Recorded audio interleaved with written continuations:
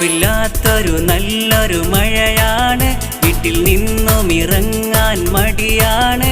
കുട്ടികൾക്കിത സ്കൂളിന്ന് ലീവാണ്. എല്ലാരും വീട്ടിലിരിപ്പാണ്. എണ്ണക്കടിയുണ്ട്, ചായ റെഡിയുണ്ട്, ചൂടോടെ കുടിക്കാൻ രസമുണ്ട്. എന്തൊരുന്മേഷം, എന്തൊരാഹ്ലാദം, മഴ കണ്ടിരിക്കാനാവേശം.